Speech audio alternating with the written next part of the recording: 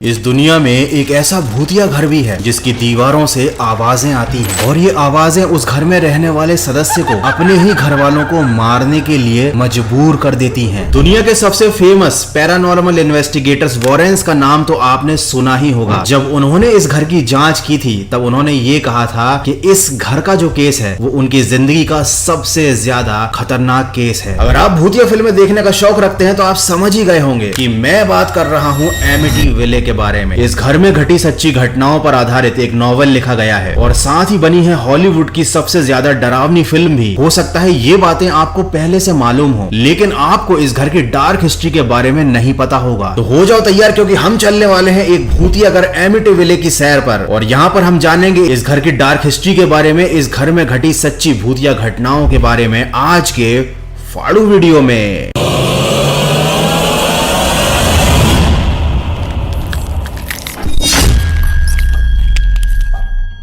लुट्स परिवार, जहां पर जॉर्ज और कैथी के साथ उनके बच्चे थे। जॉर्ज और कैथी लुट्स एक घर की तलाश कर रहे थे, तभी उनको एक बहुत बड़ा सा घर काफी सस्ते दामों में मिला। जो घर था एमिटीविले। अच्छा, उनको इस घर की हिस्ट्री मालूम थी। क्योंकि ये घर उनको इतने सस्ते में मिल रहा था, इस लालच में उन्होंने इस घर को खरीद लिया। जॉर्ज और कैथी को तो इस घर के इतिहास के बारे में मालूम था, लेकिन हो सकता है आप में से बहुत से लोगों को ना मालूम हो, तो मैं जरा शॉर्ट में बता देता हूँ। इनके घर खरीदने से ठीक एक साल पहले 23 साल का रोनाल्ड जो इस घर में रहता था, उसने अपने घर के 6 मेंबर्स को ऊपर पहुंचा दिया था। अच्छा, ऐसा नहीं है कि उसे अपने घर वालों से कोई खास दुश्मनी थी। जब पुलिस ने उसे पकड़ा और पूछा कि भाई तुमने ऐसा कांड क्यों किया है, तब उसे खुद को समझ में नहीं आ रहा था कि आखिर उसने ये क्यों कर दिया, क्योंकि वो तो अपने परिवार के साथ खुश था। हाँ, लेकिन उसने एक स्टेटमेंट जरूर दिया। उसने कहा कि इस घर की दीवारों से रात के समय उसे आवाजें आती थी। ये आवाजें उसे अपने घर वालों को मारने के लिए कहती थी। अब रोनाल्ड ने ये सारी बातें मन से कही थी, खुद को निर्दोष साबित करने के लिए कही थी, या सच में उसके साथ कुछ ऐसा हुआ था, ये तो हमें नहीं मालूम। लेकिन आप खुद सोचिए, एक ऐसा घर जिसमें किसी इंसान ने अपने ही परिवार के सारे सदस्यों को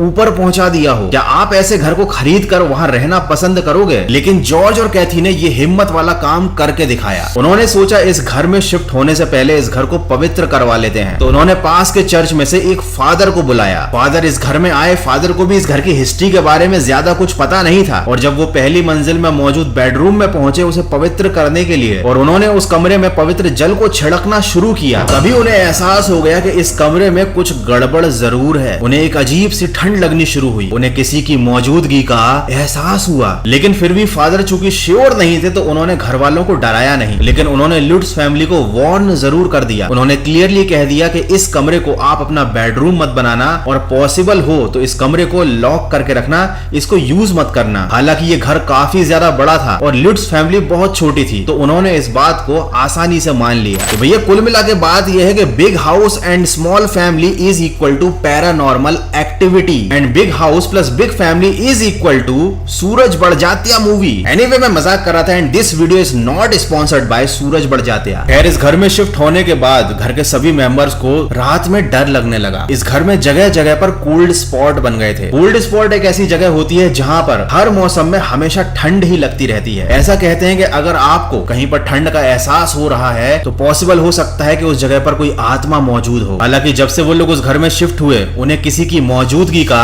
एहसास होने लगा। उनकी छोटी बेटी अकेले में किसी से बातें करती थी, और वो जिससे बातें करती थी वो घर में किसी और सदस्य को दिखाई नहीं देता था। धीरे धीरे सबकी तबीयत खराब रहने लगी, सब लोग चिड़चिड़े हो गए, और एक रात को अचानक जॉर्ज की नींद रात को 3:15 पर खुली। ये वही समय था जब रात के समय इसी घर में रोनाल्ड ने अपने घर के सभी सदस्यों को अपने ही हाथों से खत्म कर दिया था। जब जॉर्ज की आंख खुली तो उसने देखा कि बिस्तर पर उसकी बीवी की जगह कोई बूढ़ी सी औरत लेटी हुई है जो बहुत जोर जोर से हंस रही है। जॉर्ज काफी ज्यादा डर गया, लेकिन तभी एक झटके से उसकी नींद खुली। उसने देखा कि वो सपना देख रहा था, लेकिन ये सपना इतना ज्यादा रियलिस्टिक था कि उसने जॉर्ज के दिमाग पर एक काफी गहरा असर छोड़ दिया। उसके बाद यह घटनाएं और भी ज्यादा बढ़ती चली गईं। केवल जॉर्ज ही नहीं, घर का हर सदस्य काफी ज्यादा परेशान होने लगा था था हर किसी के साथ कुछ ना कुछ अजीब घटना घट रही थी। और एक दिन इन लोगों ने फैसला किया इस घर को छोड़ देने का। वो लोग बिना अपना कोई सामान लिए तुरंत उस घर से निकल गए, क्योंकि वो समझ गए थे कि अगर वो इस घर में 1 मिनट और भी रुके तो हो सकता है उनके साथ कोई हादसा हो जाए। तो भैया मोरल ऑफ द स्टोरी ये है कि कभी भी आपको कोई बड़ा आलीशान सा मकान अगर काफी सस्ते दामों पे मिल रहा है तो उसकी हिस्ट्री के बारे में जाने बिना उस घर को खरीदने की गलती मत करना। खैर इतना सब कुछ होने के बाद जब ये लोग घर छोड़कर चले गए तो ये घटना पूरे शहर में आग की तरह फैल गई। वॉरेंस जो उस समय के काफी ज्यादा फेमस पैरानॉर्मल इन्वेस्टिगेटर थे उन तक भी ये बात पहुंची, और जब वो लोग इस घर की इन्वेस्टिगेशन करने आए तब उनके साथ भी कई घटनाएं घटी। उन्हें भी किसी की मौजूदगी का एहसास हुआ, लेकिन वॉरेंस भूतों से डरने वाले नहीं थे। उन्होंने इस घर की पूरी इन्वेस्टिगेशन की और इसी इन्वेस्टिगेशन के दौरान एक फोटो में उन्होंने एक छोटी बच्ची के भूत को इस घर में कैप्चर किया। अभी आपके सामने स्क्रीन पर ये जो फोटो है ना, ये असली फोटो है जिसे वॉरेंस ने खींचा था और ये एमिटीविले में खींची गई थी। कहा जाता है कि ये छोटी बच्ची रोनाल्ड के परिवार का ही हिस्सा थी। उसके बाद जब वॉरेंस ने इस घर की डार्क हिस्ट्री के बारे में पता लगाया तब उन्हें मालूम चला कि साल 1924 में यहाँ पर एक कॉटेज हुआ करता था जहाँ पर जॉन नाम का एक आदमी रहता था। ये ब्लैक मैजिक प्रैक्टिस करता था और उसकी बॉडी यहीं पर इस जमीन के नीचे दफन है। जब वॉरेंस ने इस जगह के बारे में और ज्यादा रिसर्च किया तो पता चला इस जगह की बहुत ज्यादा डार्क हिस्ट्री है। बहुत सालों पहले यहाँ पर पागल लोगों को रखा जाता था और जब वो पागल मर जाते थे तो उन्हें यहीं पर दफना दिया जाता था। तो शायद इन्हीं सब घटनाओं की वजह से ये जगह इतनी ज्यादा नेगेटिव एनर्जी से भरी हुई थी और इसी नेगेटिव एनर्जी के चपेट में आकर रोनाल्ड ने इतनी बड़ी घटना को अंजाम दिया था कि उसने अपने ही परिवार को खत्म कर दिया। बाद में जब लुट्स फैमिली ने इस घर को छोड़ दिया तो ये घर काफी ज्यादा फेमस हो गया। बाद में इसमें घटी घटनाओं के ऊपर बेस्ड एक नॉवेल लिखा गया और फिर उसी नॉवेल की कहानी पर बेस्ड बनाई गई एमिटीविले हॉरर नाम की मूवी, जो आई एम श्योर आप लोगों ने देख ही रखी होगी। जस्ट इमेजिन कीजिए कि आप उस घर के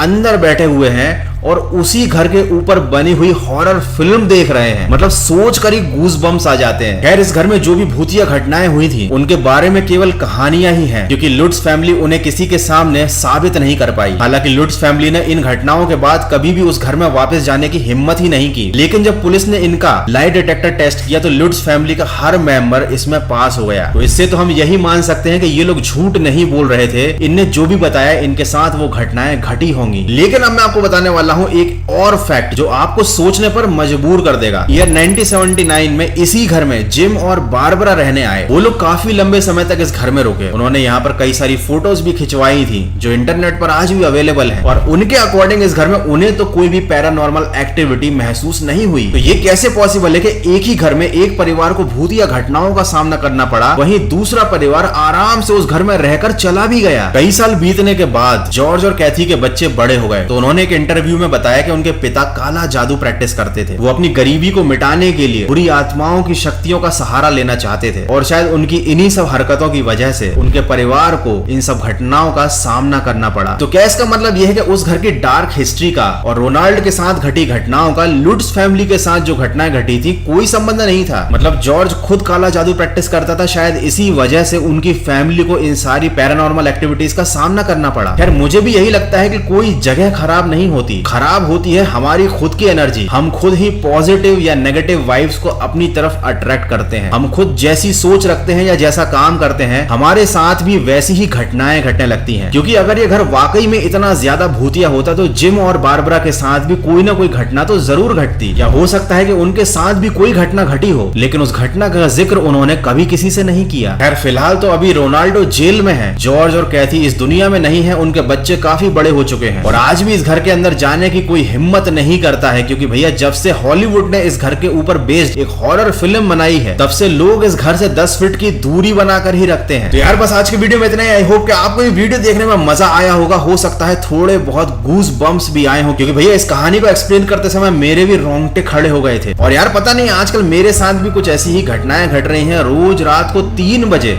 मेरी नींद अपने आप खुल जाती है। पता नहीं उसके पीछे क्या रीजन है, अगर तुम्हें पता हो तो मुझे कमेंट करके जरूर बता देना। खैर मेरी नींद पूरी नहीं हुई है क्योंकि कल रात को भी मेरी नींद खुल गई थी, तो मैं जा रहा हूं सोने। तुम लोग अपना ध्यान रखो, टेक केयर, गुड बाय। मिलते हैं अगले एक और फाड़ू वीडियो में।